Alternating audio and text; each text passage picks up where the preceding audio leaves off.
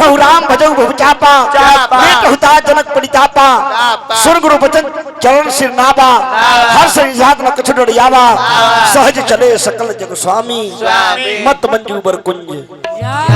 भगवान राम ठुमकी चाल में देखो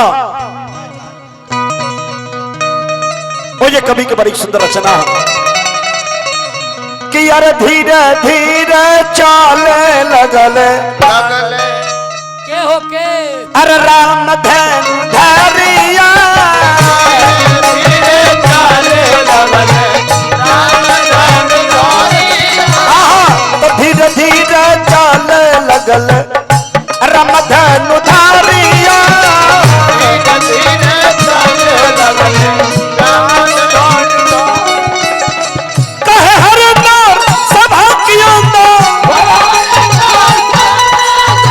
कहे हर नार सभा की सुंदर लाग शरीरिया धीरे धीरे चले लगल रामधन धरिया धीरे चाले लगल राम धन धरिया तो धीरे धीरे चल लगल रामधन धरिया धीरे चाले लगल कहे हर नार सभा के अंदर सुंदर लाग शरीरिया धीरे धीरे चले लगल रामधन धरिया धीरे चाले लगल भगवान राम अपने गुरु के आदेश पाके खड़े हो जाते हैं। बबुआ हाथ जोड़िए। भगवान राम जब हाथ के जोड़ ले मन ही मन अपने माता पिता और गुरु को प्रणाम करते हैं। पांडे बाबा प्रणाम जब ही करने लगे सीता मैया सूर्य भगवान से निवेदन करने लगते हे सूर्य भगवान भगवान राम को दूसरा कुल के ना ना ये आप ही के कुल के हैं है उठी रहुआ तू तनका मदद कर दे तू को कुल के मान मर्यादा रह जाए। राजाए नारदी विधा कीर्तन के सम्राट हाँ विजेंद्र बाबा एगो गीत के जा गए रहले कैसे कि अरे उगाले असुरु जय बाबा हो पैया परी हो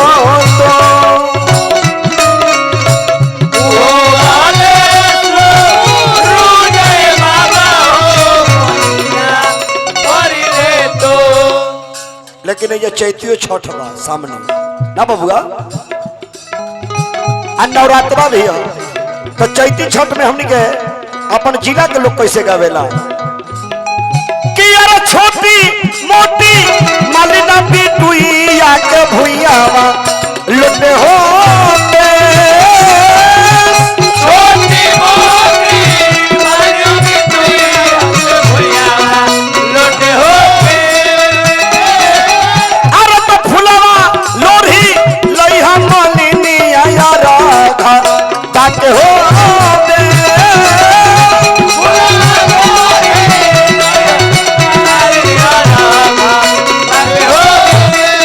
लेकिन सीता मैया सूर्य भगवान से कहते कि हे सूर्य भगवान उगा लसु रुजाइया बाबा हो पैया परी हो तो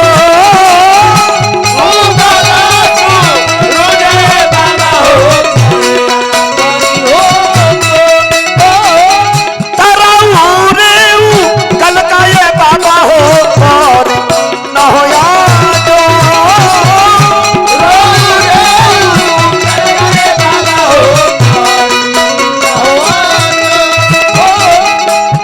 नाम के दुखिया ये बाबा हो बाबू ना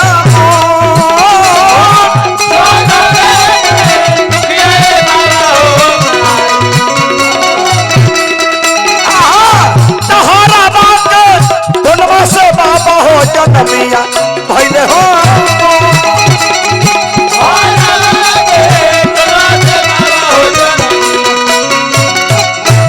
ऐसा बरवा दिते बाबा हो धन हुआ दिते तोर सीता मैया सूर्य भगवान के निवेदन करता नहीं राम रउआ कुल के ह तन का मदद कर दे तो दोनों कुल के मान मर्यादा रह जाए अन तो रउए मर्यादा बची अन जनके जी महाराज के इज्जत बची। अब वही भगवान राम बैठो। मन ही मन अपने माता पिता को प्रणाम कीजिए। प्रणाम। के को कस के बोलो। के को मम्मी के प्रणाम, मम्मी के प्रणाम, पापा के प्रणाम, गुरुजी के प्रणाम, चचा के प्रणाम, चचा के प्रणाम, चाची के प्रणाम, चाची के प्रणाम, दादा के प्रणाम, दादा के प्रणाम, दादी के प्रणाम, दादी के प्रणाम, मौसा के प्रणाम, मौसा के प्रणाम, मौसी के प्रणाम, मौसी के प्रणाम, नाना के प्रणाम, नाना के प्रणाम, नानी के प्रणाम, नाना के प्रणाम, नानी के प्रणाम, नाना के प्रणाम, जनानी के प्रणाम। नानी के प्रणाम। चलो पास है, लेके पास है। लड़के पास है पांडे बाबा। जनानियों के बल प्रणाम। प्रणाम बताइए। अच्छा तो प्रणाम कर में कोनो हर जा कौन मरद ना जग मेहरा प्रणाम प्रणाम प्रणाम प्रणाम। ई कहा और सब कौन मरद है जो कि बिना पैर छुए ले कोनो उपाय है मरद के?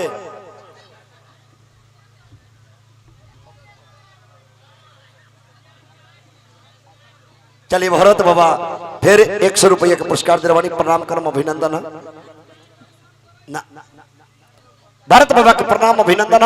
अब नीचे हाथ कीजिए। पूरब किधर है? इधर है क्या? पूरब पूरब इधर है। हम फसल है क्या देशांश में? उल्टा जगह पे नहीं है, हाँ, कथी उल्टा उल्टा। हाथ जोड़िए, हाथ जोड़िए, प्रणाम कीजिए। कहिए हे सूरज भगवान, हे सूरज भगवान, हे दीनानाथ गोसैया, हे दीनानाथ गोसैया, काम बनई है बढ़िया, काम बनई है बढ़िया। घूमत पश्चिम। बाप रे, ये महिला लोग पहले पॉप लटकावे ऐसे, हाँ अब लड़के लोग पॉप देखा ना यहाँ तक बताइए तो। Oh my God. फुकुता है ना ना पॉप लटका। अब वो से नहीं था। एगो काम कर रह के खाली के समय, एगो काम कर ऐसे खाली के समय के हर दिन होए में बेचैन है, भर दिन है में बेचैन है। अब तनका पश्चिम दिशा में प्रणाम कीजिए। हे पश्चिम देवता, हे पश्चिम देवता, तोरा दिलो ने होता, तोड़ा लेल हो ने होता, काम बनावा चकाचक, काम बनावा चकाचक, बियाह करावा धक्का धक, बियाह करावा धक्का, एकदम धक्का धक। दक्षिण किधर है? इधर दक्षिण। तो कौन खेला कर है? ओ, लक्ष्मण जी काम गड़बड़ाइले हन। ये कौन फेड़ा में पड़ल है? हटा लड़की के हटाई रतिया भरतिया के भीड़ में से। हटाओ ने। ना ये लक्ष्मण जी हपियावे के चक्कर में है। ये बताइए तो भर पंजा लेके उलट गए हैं। ए धाका ही दक्षिण दक्षिण दक्षिण किधर? इधर। हाँ प्रणाम कीजिए। कहे हे गंगा मैया, हे गंगा मैया, तोरा चढ़ावा फूल के डाली, तोरा चुरावो फूल के नाली, तोरा चढ़ावा फूल के तोरा डाली। चढ़ावा फूल के डाली, फूल के डाली, बियाह करावा हाली हाली। बियाह करावा हाली हाली, एकदम हाली हाली। तारे घुमता। ओहो ताई ना। हाँ उत्तर घुमा। कहिए हे उत्तर, हे उत्तर, तुरा चराब कबूतर बोले बोले मैया गोहिला की पतिया नतिया पगलावा देवारा ढोरी चांदरा।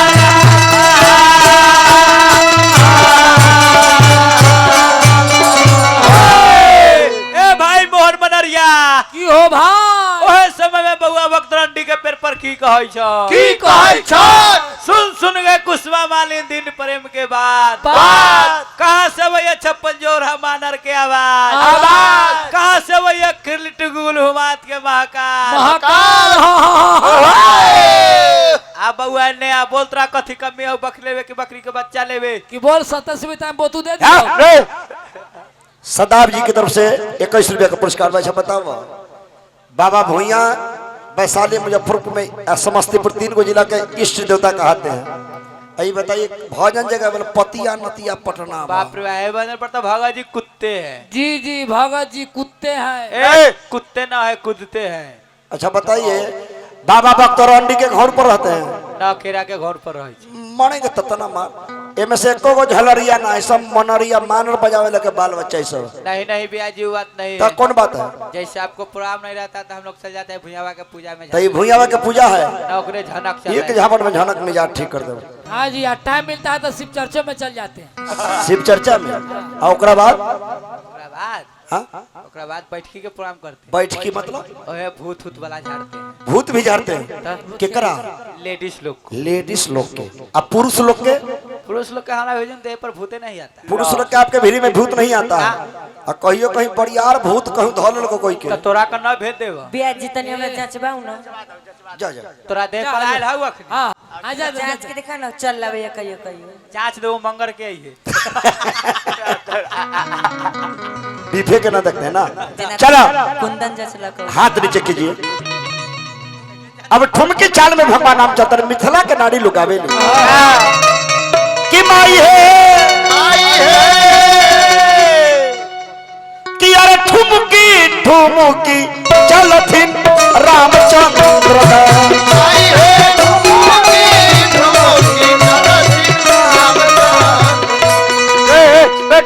कौन दिशा में कथी ऐसे देख रहल हो? मतलब ई घूम घूम कैसे कथी कर रहा है? देखाई थी पीछे आइए कि माई है ठुमकी ठुमकी चलथिन राम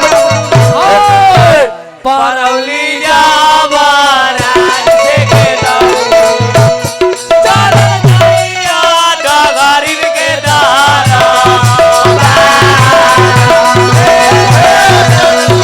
डगरी के दारा। अरे भोइया बाबा के गीत गबते गबते तो कारिख बाबा के गीत गाता दिमाग बाबा का बगले में बहुत बड़ा जगता देता है मालूम है। कारिख बाबा के मंदिर है जो बगल में नु लोहरगामा में। ताता गलिए त गलती हो गई। अब हो आगे लो यार बाप रे आए अस्तिर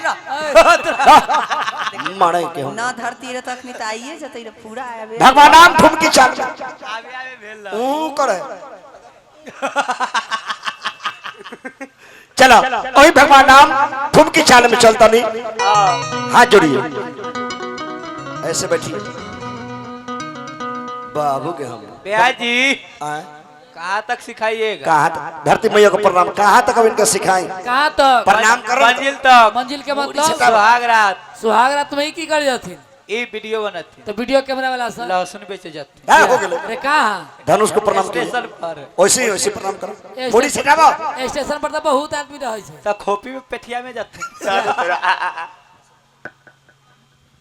उमा गहकी बाकी बड़ा कम जुटो है खड़ा हो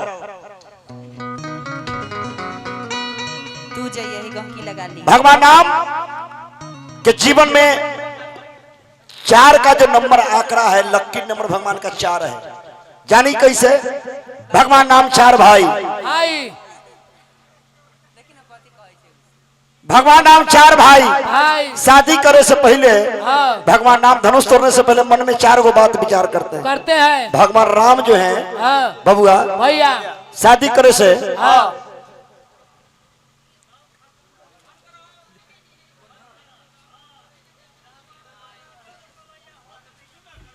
आए की कहा रही है जखनी धनुष टूटे दे तखनी तार 14 गो होइ छै अब 14 गो बीड़ी हते रात भर बीड़े से धनुष तोड़बो तब बानासुर रावण उतना आदमी एगो स्कॉर्पियो में कितना आदमी आ गया 11 आदमी तो ऐसे घुसल है 15 आदमी की चढ़ा दूंगा ट्रैक्टर बना दिया स्कॉर्पियो के।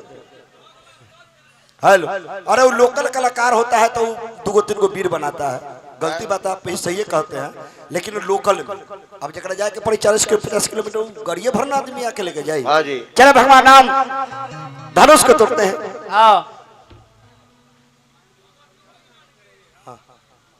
और ठीक बात भगवान नाम मन में 4 गो बात का विचार करता नहीं उस समय तो शिव लिखल है कि कौशल्या किशोर ने जब हाथ में पिनाक लीना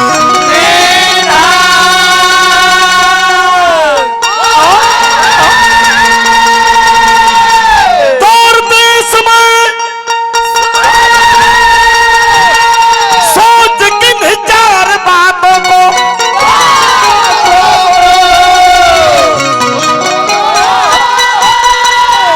प्रथम धनुष न तोड़ू तो कुल में कलंक लगे अरे तू जन धनुष तोड़ू तो धनु हाथिर पुरारी तीसरे में धनुष न तोड़ू तो सीता रहे कुमारी चौथ में धनुष तोड़ दो तो लोग कहे लोभ की है नारी को। तुझे लिखने के लिए चढ़ावत खेचत गारे कहूं न लखा देख सब ठारे कहीं छन राम मत धनु तोड़ा भरे भुवन धुनि बोलिए सियापति रामचंद्र भगवान की सियापति रामचंद्र की। और मिथिला में जहाँ लोग रोवत रहे हो या हंसी के फुहारा हो लगल कैसे कर हल चला हल चला भाई बनगरिया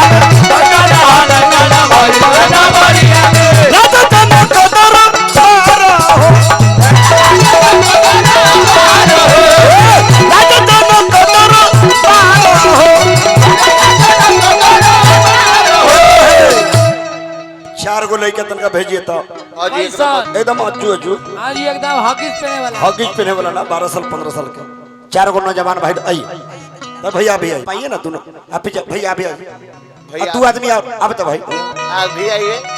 नीचे ही नीचे ही के काम है आप भी आइए। दो आदमी आप भी आइए। और आप भी आइए कि यह राजा जाना काजी के पर कैले पूरा हो जाना काजी के पर कैले पूरा हो राजा जाना काजी के पर कैले पूरा हो जाना काजी के पर कैले पूरा। आइए पंडित बाबा दोनों आदमी आइए दोनों आदमी। अरे लड़की का भाई बन के चौधरी पकड़ना है। अरे कैसन लोग बारा भाई तोरा चुरड़ी पकड़े में लाज लगै छ। अरे आइए थोड़ा। अच्छा ये पर्सनल जगह है कि सामाजिक जगह है? कैसा समाज के लोग है? चार गो लोग नहीं आप सब पुरता है बताइए लोग। जय महाराज। अरे आप भी आ जाइए सुनिए ना हेलो आप भी आ जाइए। हमारा तो लगता है कि आपका पर्सनल जगह सामाजिक जगह तो मुझे भी नहीं कर रहा। और आप भी आइए और आप भी आ जाइए। और आज धाके राज अरे कुमार रहो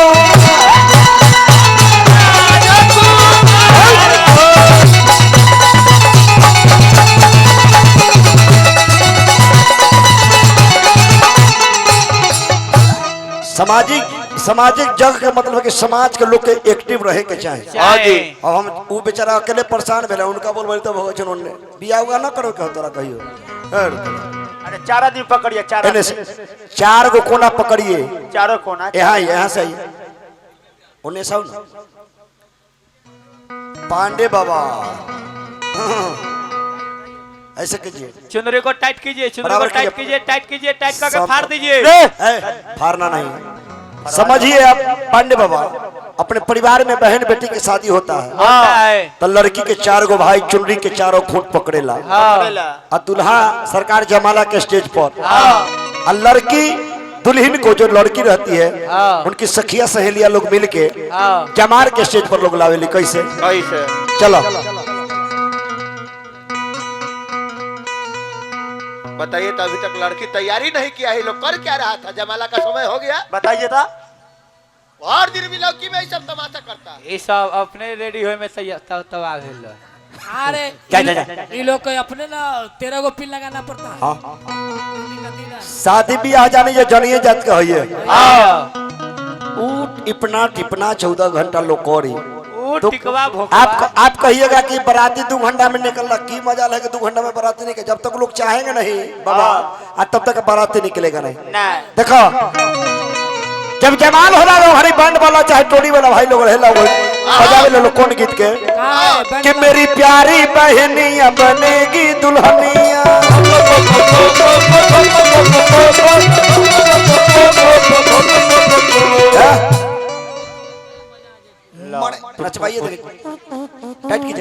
अच्छा पांडे बाबा बताइए लड़की के साथ जो सहेली लोग आती है नाचती है नानू नाची ना लड़की मार करवा देगा ये जितना बड़तिया बैठल है एकरे ऐसा जमाला पर जो मारपीट होता है जानते हैं एकरे ऐसा लड़की के कारण लड़की के जरूर सहेली बन के आई एगो चिकन बरतिया दे के फूल लेके आओ मार दी बरतिया के बजे को लाइन हमर क्लियर है अब वो आहो ने ना देखो चिकन बरतिया पर मार ले है उनने देखे तो बाबा पर मार ले मुंह में 32 दांत बेचारा कभी कि सज के आएगा दुल्हे राजा भैया राजा बजाएगा बाजा भैया राजा बजाएगा ओ भैया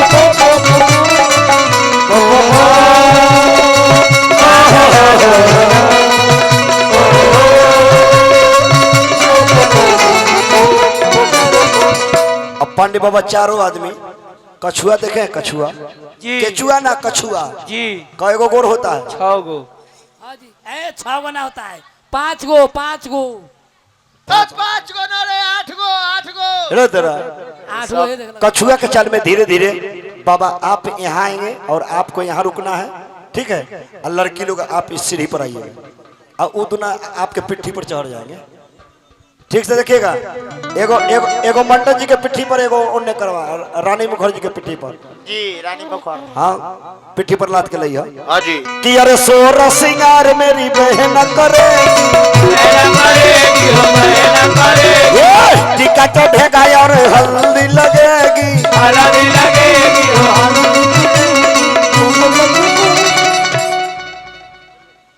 बहना के ओठों पे झूलेगी झूलनिया और झूलेंगे दुल्हा राजा भैया राजा बजाएगा बाजा भैया राजा बजाएगा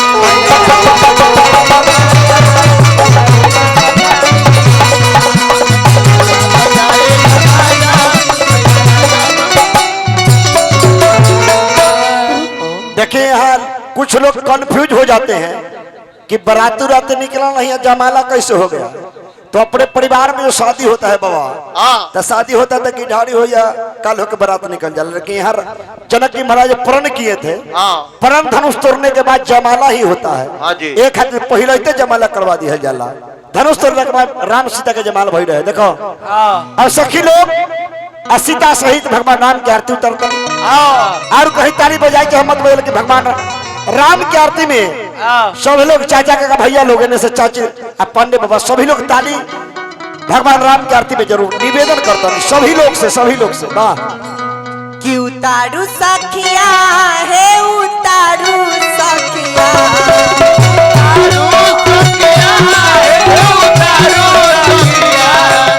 उतारू सखिया है उतारू सखिया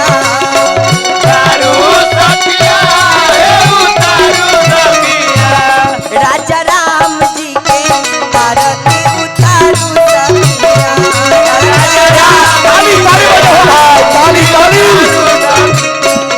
राजा राम जी के आरती उतारू सखिया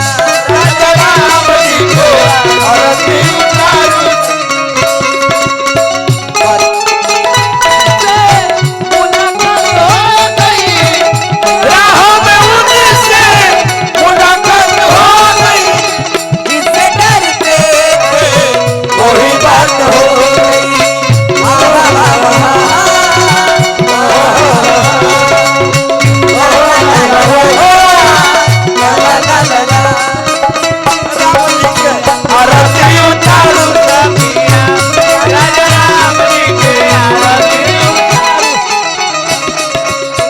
कथिए के थाल